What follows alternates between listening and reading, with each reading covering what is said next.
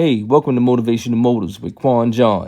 And Miss Portia Mystique, my genuine, beautiful co-host. You know what I mean? Say hi, Portia. Hello. Right. We're gonna be talking about a very, very interesting topic that all Native Blacks should be in tune to and be educated upon. It's called is the art of the Black Exodus. You know what I mean? It's basically when she told me, she wants to talk about the Black Exodus. I have no idea what that is. So she's basically educating me as well as you right now. You know what I mean? And this is brought to you by Motivational Motives. Get that book on Amazon. Laquan Johnson, Portia Mystique.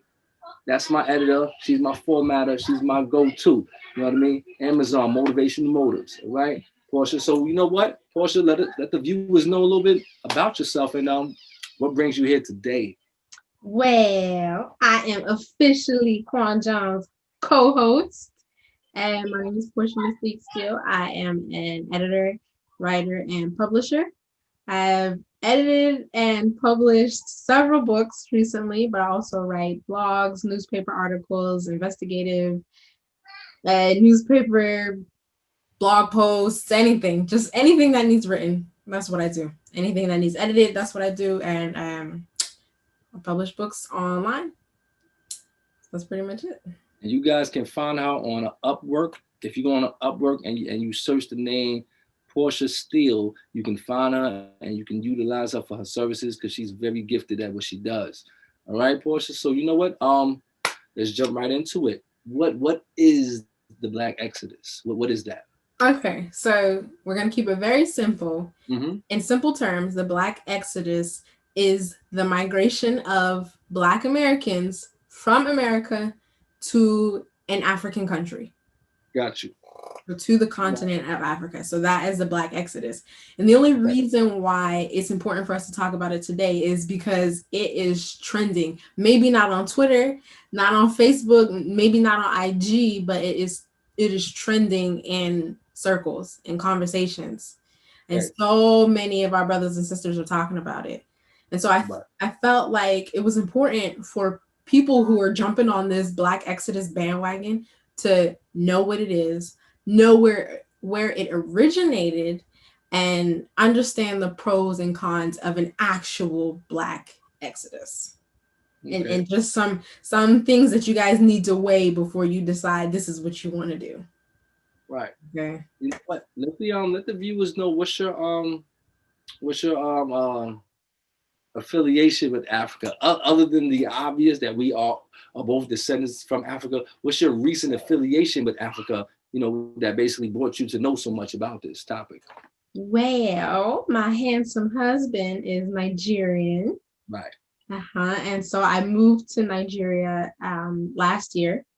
Right. And I've been in Nigeria ever since. And since I've been there, I've learned so much, not even just about the culture, but I've learned a lot about myself and my role as a Black American. Right. So you think you go to an African country, you think you might learn the history. Yes, I've learned some history, but there's a lot of stuff that we as Americans don't know about Africa. Like our views of African countries is so skewed. Right. It's so messed up. Absolutely. So that it changes what we think Africa is, as opposed to what it's really like. Right. So being in Nigeria, being a Nigerian, because not my husband's Nigerian, so being a Nigerian has really changed my perspective on a lot of stuff. Right. And so that has played a huge role in my stance on the Black Exodus. And that's pretty much everything. So right. I mean, before you spoke about the history of the Black Exodus. You know what I mean? You said some years back in time that this went down before, and it's recreating itself now. So let them know when did this go down before? What was the onset, and how did that go about for us Native Blacks when we wanted to move back to Africa? So okay, for those who don't know, though everybody should know, slavery was officially abolished, and I put abolished in quotes for good reason. Abolished in 1865.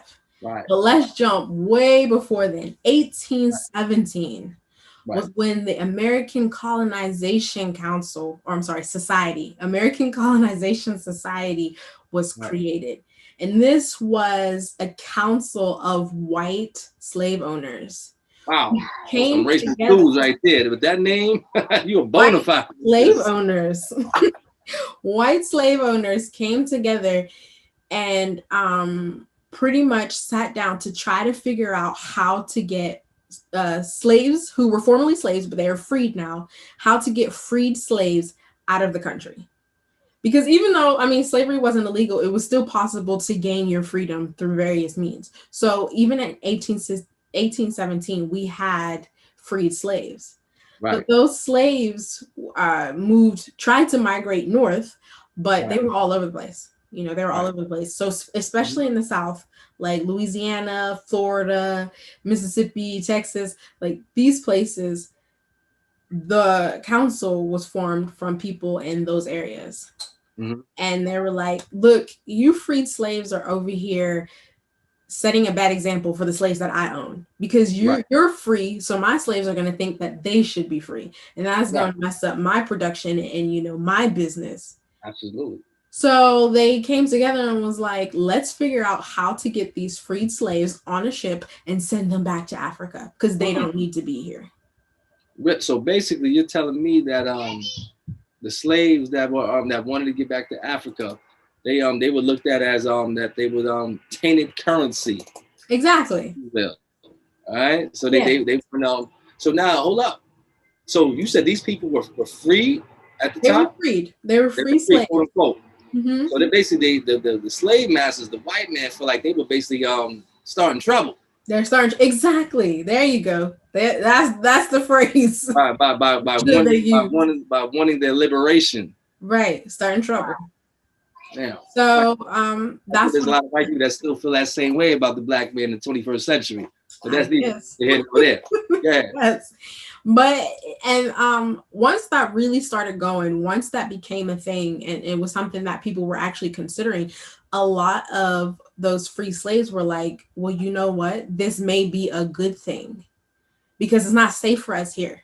As a freed slave, yes, you're free, but you're technically still living in a very, you know, dangerous, racist society. Hostile, yes, very hostile, dangerous society. So some abolitionists were like, let's agree to do this so they can go somewhere safe. And so they did. And so about 2 years after that, let's say between 1819, 1820, they successfully migrated 17,000 free slaves. That's crazy. To West Africa. But you had to be free, of course. But my thing is, yeah, like you're not just gonna go pick up slaves. These are your slaves. If they're working for you, you're not gonna take them off your plantation and then send them away. They're doing what you want them to do. Well, if I'd have heard that somebody was doing that, I think that would have gave me encouragement to try to escape from this damn plantation and get on that boat back to Africa. That's just me personally. Maybe, I don't know. I'm from my research. I don't know if that was a thing, but you know what? I would have felt the same way. If I found out that these freed slaves were being shipped over and my family was here, I'd have been a runaway slave real quick. That's right. They could have chopped off both of my foots like Kunta. I'd have crawled to that damn boat. Real.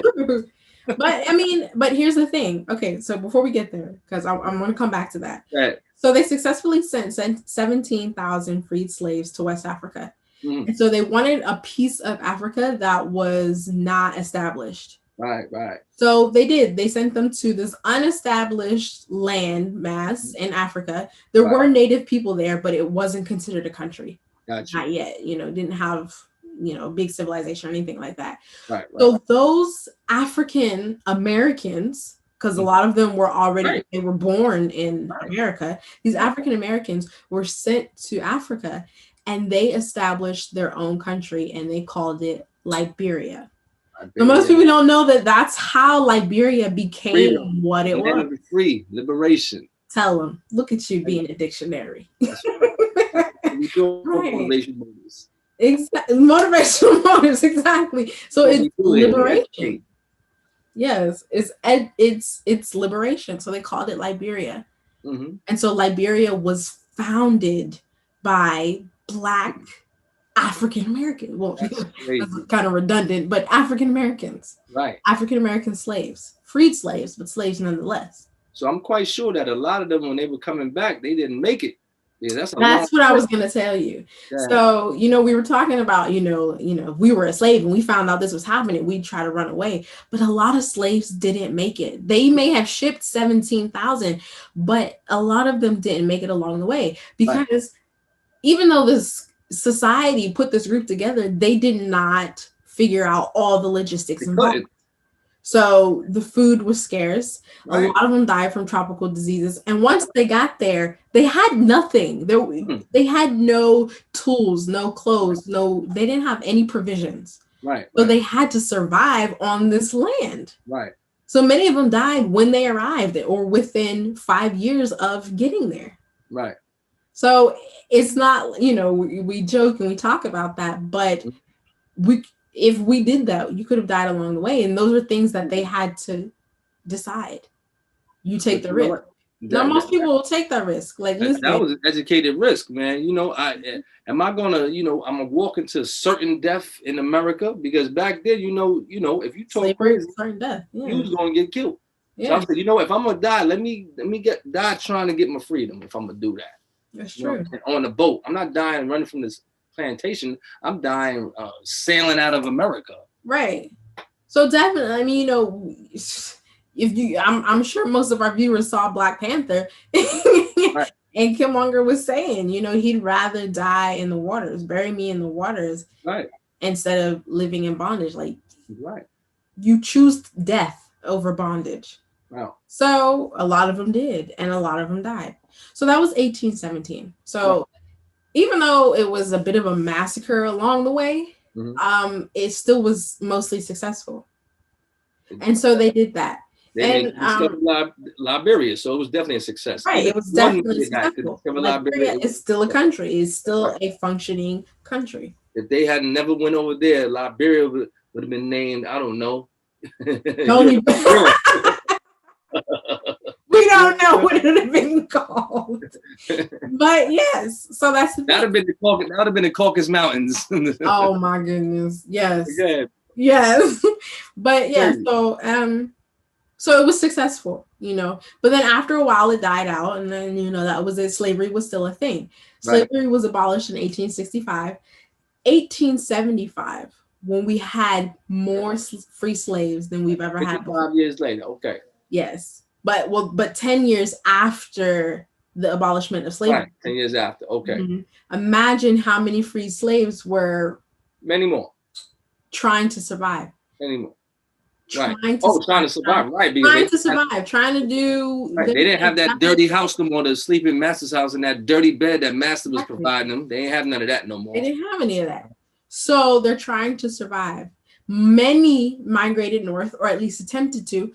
But there were some who couldn't, so they stayed in the southern states. And we know how the South was. Even after the abolishment of slavery, the South was still a hot mess. Man, listen, they still got Confederate flags in some stores down south. Yes, we're still dealing with this in the South.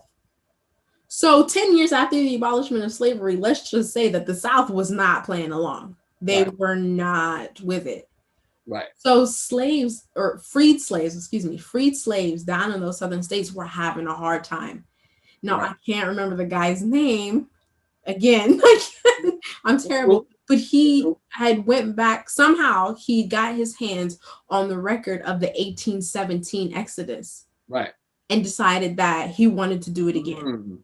He wanted to do it again. So he attempted to do it again. And he very brave man. Yes, he was a freed slave. I'm sorry. This guy was a freed slave. Very brave man to try to reenact that. So he tried. But this time, he created a petition. Right. And 98,000 freed slaves signed this petition to go to Liberia. 98,000. And they knew it was Liberia too. So Liberia was already established, so they knew it was a thing then. Right. So he wanted them to go to Liberia. 98,000 African Americans signed this petition. And his plan was to take this petition to Rutherford B. Hayes, who was president at the time, and ask him to take it to Congress and get it approved so they can help make this happen. if that didn't happen, if they weren't really trying to play ball with that, he was going to ask them to give them a piece of U.S. territory. Like, listen, if you don't want to ship us out, fine. Just give us a piece of land for us to go, a state, something. We already know how that ended. We already know how that ended, but go ahead, proceed. And so if that didn't work, his plan C was just give us the money. We'll handle the logistics. We'll handle everything, and we'll get ourselves out. You don't have to do nothing. Just give us the money. We'll get ourselves out. Unfortunately, that is where my research stopped. I have been looking. I cannot find whether or not he gave these plans to the president, whether or not the president approved it, how far it went, whether it was successful. I don't know. Right. And so whoever's watching this, if you guys do the research and you find out information, just put it in the comments, because I need to know. I really want to know how it worked. I do know that a couple of Quakers and abolitionists got together and successfully helped, I think, 17 freed slaves out on their own dime. 17 of the 98,000? I don't know if I assume their names were on the list, but it was just 17. 17 got out? 17 got out with their help. So I imagine that they just did it individually. I don't know if it was 17 all at once, but just it was their own thing. They weren't part of this guy who put this petition together. It seemed like they did it on their own, and they successfully did it. You know what? This is probably, the education that you're giving us, me, and the viewers right now. This is probably some things that aren't being taught in some HBCU lectures. Wow. You know what I'm saying? Yeah. Because of pushback from the higher ups and the chairperson of the department. And the chairperson of the department is probably Black. But he know if he allow his lecturers to lecture this type of stuff, you know what I mean? It's gonna be a problem out here, because that guy, the guy that actually wanted to push this forward, that pushed the 98,000 forward. When we do find out who he is, we probably never heard about him in school. Right, never hear. Probably. This guy right here, one, is very extremely brave, and two, a very positive, optimistic guy to even have this idea to think that Massa was going to get him some money to get out, or think that Massa was going to get him a state. Right. You know what I mean? He's very optimistic. He probably was a God-fearing man. So kudos to him, whoever that is. And it should be a statue in every HBCU. Right. I would love to know if something like this is being taught. I've always wanted to take an African American history course, and I never got a chance to. So I would love to know if something like this is being taught. So so let's jump to modern day. Modern day. So you said that nowadays in the 21st century, 2020, that specifically 2020. 2020, probably because of everything that's going down, and with the police and with the pandemic and with everything, people are actually reenacting this. This is what would you call it? This is like that's a sense of utopia, I would say. Like a paradise. From America to Africa, which is a continent. A lot of people don't know it's its own continent. It's not a country. It's not a country. It's not a country. It's not a country.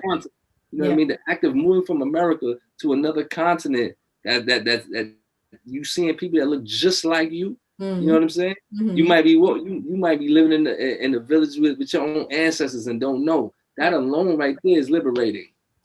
So tell us about what's going on nowadays. So given everything that is happening, especially for people of color, and it's not even just Black, it is all people of color experiencing police brutality, discrimination, prejudice, stereotype, racism, the whole nine, we're just sick of it. Right. Like, I am so tired of turning on my TV and I'm seeing somebody else was shot and killed in their own home, in their own car, minding their business. Right. Some white woman pulled a gun on this person.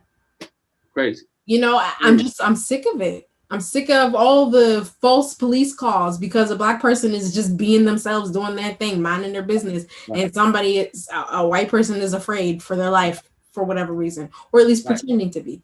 Right. So all of that culminated that's not even 2020. That is our entire history. Seemed to culminate to 2020, which has been the worst year. Everybody agrees 2020 has been life-changing. And so people are like, I'm done I'm done. I don't want to be here. I don't want to deal with this anymore. I want my family to be safe. Right. I don't want to worry about anything. Let's Right. just go. Right. And collectively, maybe not without even speaking to each other, just by sheer coincidence, people Right. have been coming up with the same idea without even knowing the history of it, knowing that this happened before. Right. And so I've spoken to a couple of friends who told me on different occasions, not that these friends don't know each other. They're telling me this, and I'm just like, wow, I heard this from this person. Wow, I heard this. So like I have about 5 people are telling me the same thing, that they want to come to Africa. They want to come to Africa. And now me being in Nigeria, I'm thinking, are you sure you want to do that? And that is the question. So let's start with the pros and cons. Yes, the pros and cons. Move to Africa. What would behoove me and to take my family, take my daughter out of these European schools. Mm-hmm. You know what I mean? And you know what I mean? Take my my way of living and being. Why should I go to Africa? Right. Personally, what's the good reasons why? All right, let's start with the pros. Number one is the easiest. You get the heck up out of here. You were not here in America. You get away from all of this racism. You don't have to worry about looking at Confederate flags. You don't have to worry about police shooting, killing you. You don't have to worry about being followed in the store. You don't have to worry about a Karen calling up the police about you did something wrong when you didn't do anything wrong. You don't have to worry about it. None of that. All right. That is number one, and probably the biggest pro. Right, the most important. Right. Most important. Right. Number two, the freedom. Now, I can only speak for Nigeria. I have not traveled the continent of Africa. I have only been in Nigeria. But one of the best things about moving to Nigeria from America is real estate. Okay, that sounds crazy. I'm going to tell you why. Right. It is very easy to buy land, build a house, and own your home. Right. You don't have to pay property tax. You don't have to pay house insurance, homeowners insurance, even though that's probably a good thing to have, but whatever, you don't have to do it. You don't have to, if you're renting, you wouldn't rent, you'd be buying your own home, but everything that you have to worry about paying the government and worrying about the government and them coming knocking at your door and sending you a bill for this and a bill for that, you don't have to worry about any of that. Right. What you buy is yours, free and clear. Right. There's no mortgage. Right. There's no property tax. There's nothing. It is yours. Crazy. And when you do the currency rate, you get a lot of bang for your US buck. For your buck. Yes. You know, that's interesting that you brought up that property tax situation, because you know what? You get a lot of people, homeowners, you know, such as myself, that say when they're speaking to other people, they're like, yeah, you know, I own my land, and you don't. You don't. There's not a black person. Now, Europeans, they probably do own a piece of their land. You know what I mean? That was passed down or they inherited. Mm-hmm. But no one black in this country owns their land. If you pay property tax, you do not own your land. You own the house that's on the property. Mm-hmm. You're paying for that land. You're saying if we go to Africa, we can own our land. You can own the land. It is yours, free and clear. Right. Nobody's coming for you to tell you, okay, you have to pay this tax or that tax. You don't have to do all that. It's yours. Own it. So that is amazing. That's amazing. You know, it's freedom. It gives you freedom that you don't have here, because you're always going to be tethered to the government if you want to buy anything. Anything expensive, you're tethered to the government because you have to pay this tax, this, whatever. You're tethered. But if you go to specifically Nigeria, because I don't know how it works in other countries, but if you go to Nigeria, you're not tethered. You can do your thing. Right. So freedom and real estate are I would say are the two pros. Another thing, just real quick, I wouldn't call this necessarily a pro, but another thing is that if you are in an African country and you're being paid in US dollars, your money will stretch further simply because of the exchange rate. Right? You know what I mean? Because for us in Nigeria, our currency is the naira. And $1 US is 385 naira, give or take. right? So your money stretches a lot further. Right. And you can, you can do more. Another thing is things are cheap. The cost of living is very cheap in Nigeria. Right. Like simple stuff like girls, if you're getting your hair done, or even fellas. My husband gets his fade, and I'm sorry, I don't mean to brag, but my husband is a fine guy and he gets his fade all the time, and it looks, ladies know your man have that fresh fade. It just is everything. Gotcha. So he gets his fade. He pays 300 naira to get his fade, which is less than $1. I'm about to say that's like $1. You just said it's less than $1. And I guess maybe as an American woman, I'm very picky about fades. It needs to look right. It needs to be lined up right. Like the whole everything, the whole goatee, the fade, the lineup, all of it is very important to me.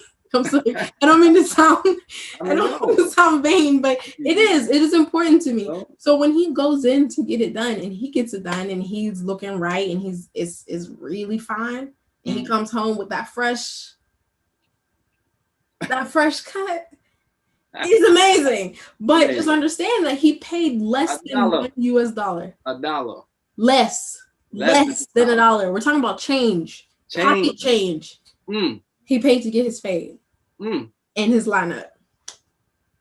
Man, barbers over here making a killing. They making a killing. For my hair, for this, I'm sorry, ladies. This is weave, right? I got my braids, and they're tiny. How much that costs in America? How much does that less than $27? That costs $27 in America. How much it costs? I mean, in Africa. No. In America, this will cost me between $200, $300. That's crazy. I didn't do it myself. I hired a hairstylist to do it. So she came to my apartment to do it, and she came to you. She came to me, and she brought the weave with her. So she, you have to go out here and bring the weave to her, like all the women have to do. They have to pay for the weave. Hold up. So basically, you didn't even? So hold up. So you actually paid less than $27 because she brought the weave herself, or did you have to? She calculated the price of the hair. Really? In there in the cost in the total cost. She calculated the price of that. That's crazy. Yeah. So less than $27. So I'm just saying the point is very the cost of living is cheap, and the cost of labor is cheap because the cost of living is cheap. But for us, it's cheap. And let's get into the cons. Now hold up, before you get into the cons, let's say I never visited Africa. You know what I mean? I definitely need to go there. I might be moving there after I see this video. You know what I mean? We might be doing our co-hosting. I might be in Zaire. You might be in Nigeria next time. Right? Yeah. But question: how much does a plane ticket to Africa cost? Let's say Nigeria specifically. Plane ticket. I know it's a pretty plane. So just throw the number out there so people can get an idea of what they're talking about. Okay. When I came in 2019, it cost me I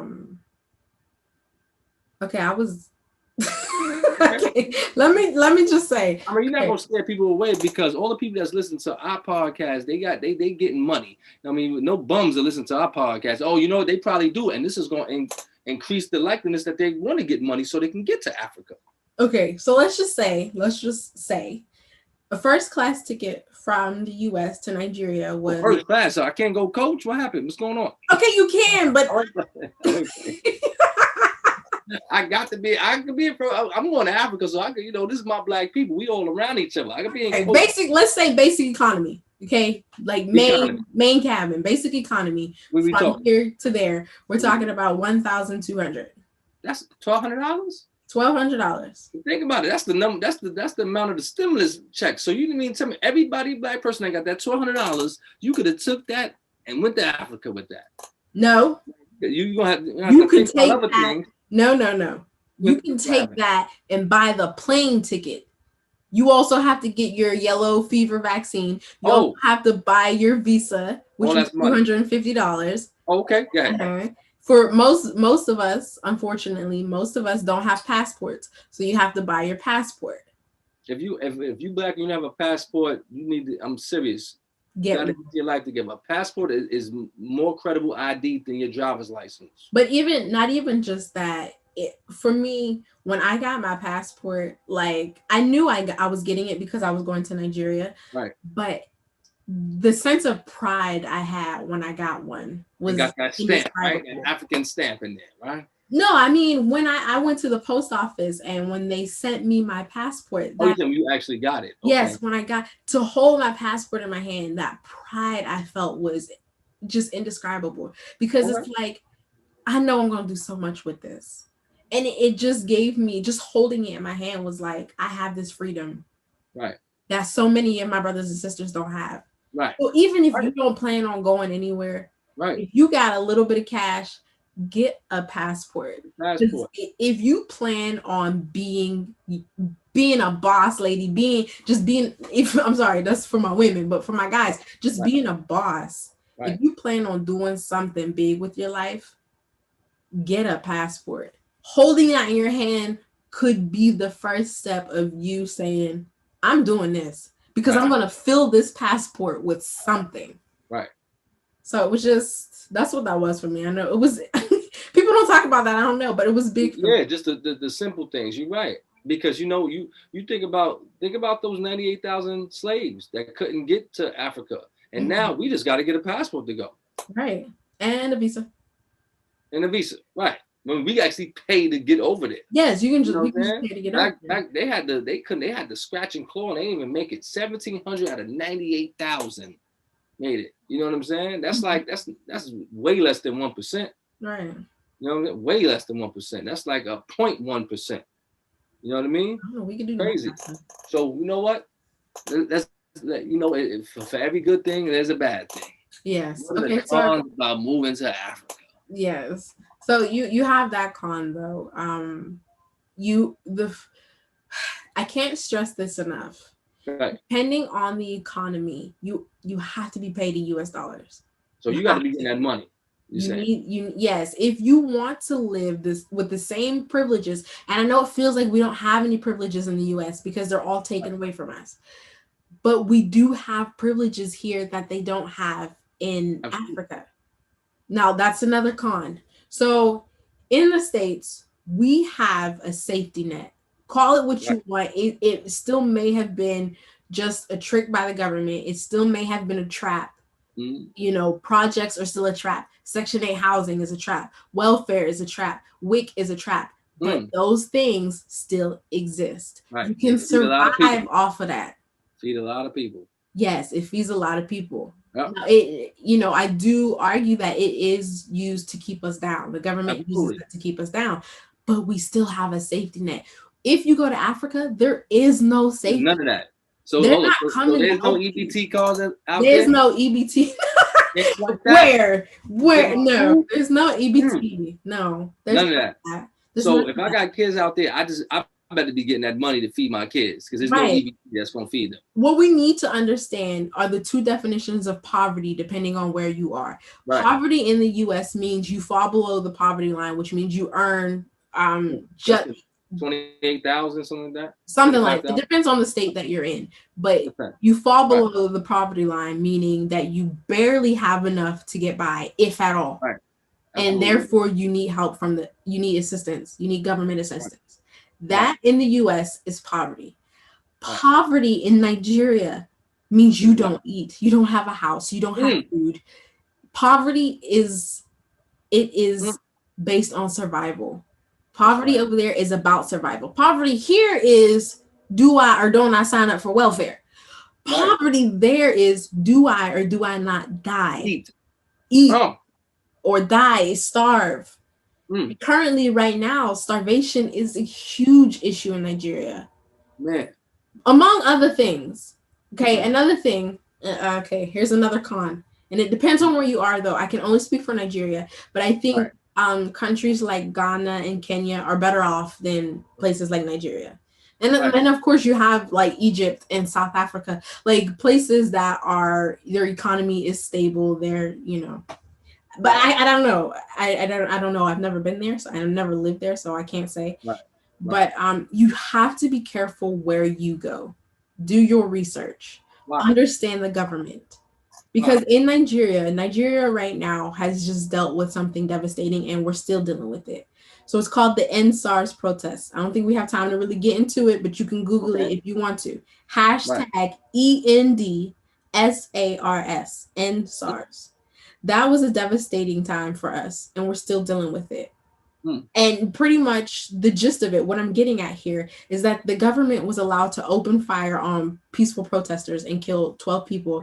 And then after the protest, they've been killing more people ever since without reparation. So who's killing that? I'm sorry, without reprimand. Is it the government? Is the police? It is the government. It is the government.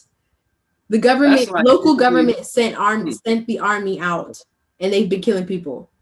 And they were killing people because they found the people, the citizens. We found out that different food companies gave Nigeria food during the lockdown to help with COVID-19. A lot of people died during COVID-19, not from the virus, from starvation, because they weren't allowed to leave their homes. Wow. Really? So these food companies donated food to different local governments and said, here, hand these out to the people. And what did the local government do? They stored it and put it in warehouses. They didn't give it to anybody. For months, they didn't give that food to anybody. And there has been no reprimand for that. There's been no punishment, no justice for that, because it is the government who did it. And who's running the government? Not the people. Right. So there can't be any punishment. The government is allowed to do whatever they want, it's specifically in Nigeria. So is that over there? Is that a dictatorship over there? It's democracy. We're allowed to vote, but the election was fixed. Oh. So what can you do? What can you do? You know, exactly. So the point I'm trying to make is, if you decide that you want to become part of the Black Exodus, you need to do your research. Right. Know the country you're going to, understand the currency, understand the government, understand the people. Right. Right. So so that was that. There was I got a question. How do, and I don't know if this is a pro or con, you'll tell me that. How do the natives take Americans that are coming over there and migrating to their country? You jumping the gun. I was just about to, that is my last con. What you do, man. Yes. Yeah. So my last con is Africans have a screwed up sense of what Black Americans are.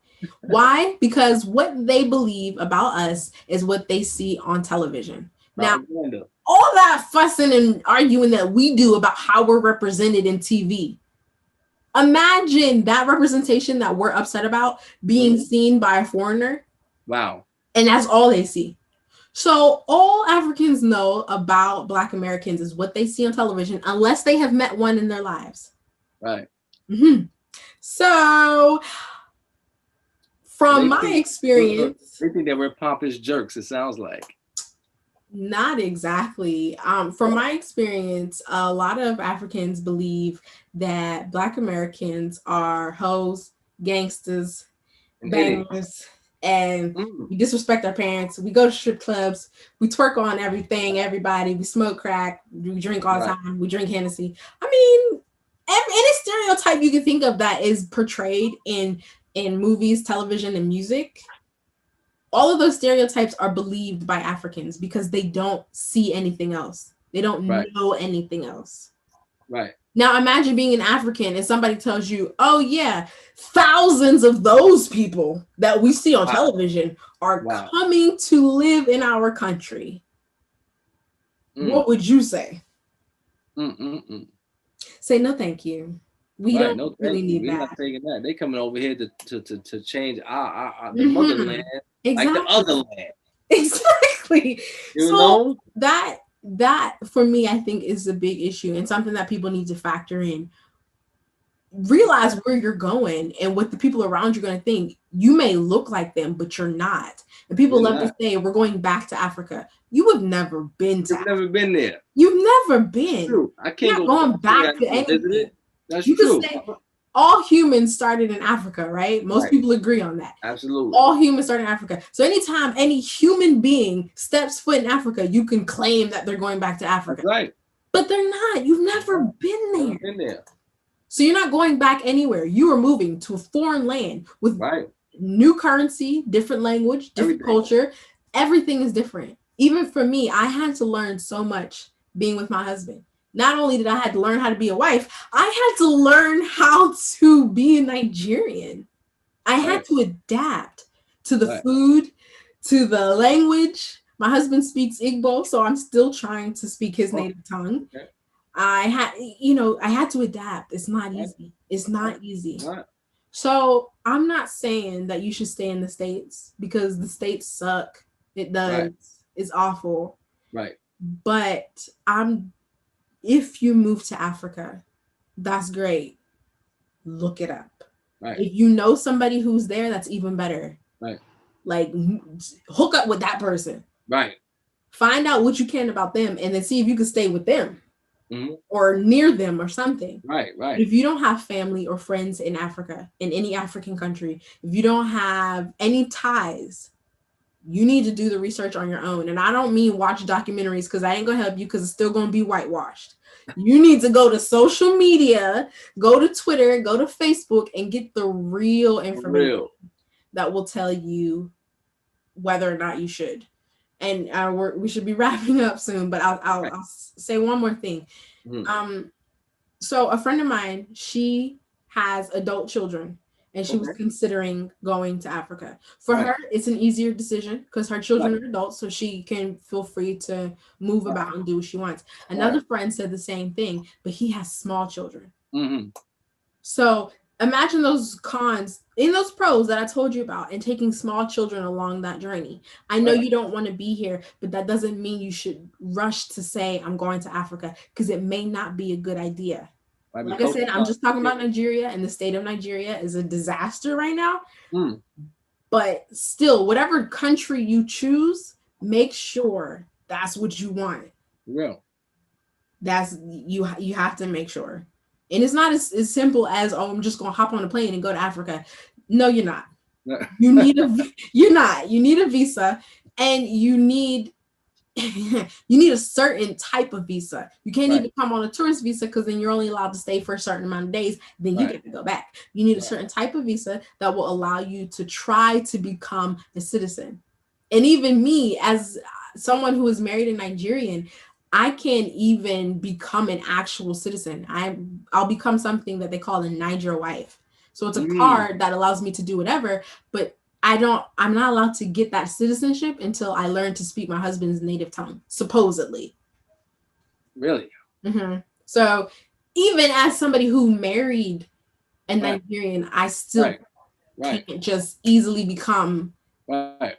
a citizen of that country. So just research, please research. I know it sucks here, but it may actually be better here than it is there. And I know that sounds crazy because America Right. is messed up, No. and even It's after the really- election, it could get worse. Listen. But be sure that's what you want to do. Very, very extremely interesting topic. And you know what? Like, my cousin, she graduated college. She actually went to Africa on a school trip. She said it was marvelous. She said she was proposed to 3 times. You know, and I don't know. Maybe if she knew to do a little better, she would have took him up on his offer. But you know, she came back, but she said it was amazing.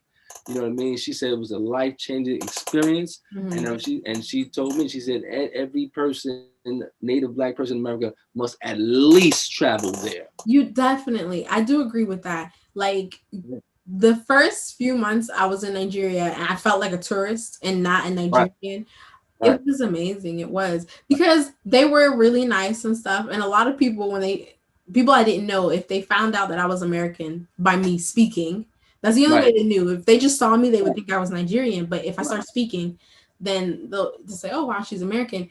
Right. After they find that out, they start doing stuff for me. Like, trying to maybe hold my bag or show me the way. Or if I'm lost, do I need help? They'll start to be real nice. But that's because there's a stereotype that all Americans are rich. So they think that you have money. Right. And they want some of that. Right. And so, not all, because there are many Nigerians, especially my in-laws. Like, I actually married into a really good family. Okay. And not all Nigerians are like that, but there are a good portion that really they want that American money. Right. Absolutely. Yeah. But it's funny because I'm in Nigeria. I don't have money. I don't have money like that. So it's like You trying to come at me, but listen, I need to be hitting you up for money. That's right. Absolutely. Absolutely. Yeah. You know? So, Joe, that was a very, very interesting topic, and I hope the viewers out here really learned something. And I hope after you learned about the Black Exodus, you would, you would do your history about our culture, who we are, and how we should carry ourselves. You know what I mean? Because I just really believe that the way we carry ourselves as a people in America is not really how it's supposed to be, and how it's depicted, and how that man that tried to bring them 98,000 slaves, he didn't have that in his mind frame of how we carry ourselves on a daily basis. You know what I mean? Because over here we get so sucked up into material things and things that really don't matter. That's true. And it seems like, I don't know, personally, when I see the Africans, like, real quick, the Africans that come over here, one, they look healthier. They look healthier. They seem much more educated. And I don't care if he's like either a janitor over here or whatever. In Africa, he probably was a lawyer or a doctor. So these people are established people. They come over here just to get the bag real quick and bring the bag back to Africa. And yes, are supposed to be. You know what I'm saying? For real. Yeah. So, just do your homework on your culture before you make that next move. Okay. Right. Yes. All right. So thank you, Portia Mystique. You know what I mean? Very educational, and this is an educational podcast. This isn't for any paupers. This is for people that are intelligent. I don't even use that word. These are for people that just want more out of life. Yeah. You know what I'm saying? That's a sign of intelligence to me. If you want more out of life, you're a Harvard Law School graduate. If you want more out of life, all right? And like I said, get that motivational motives. You know what I mean? This is a very inspirational book, and it can teach you a little bit of something about yourself, about people, and about life in general. All right, it's in Amazon right now. Right. So I'm Quan John. And I'm Portia Mystique. Thank you. Take it easy.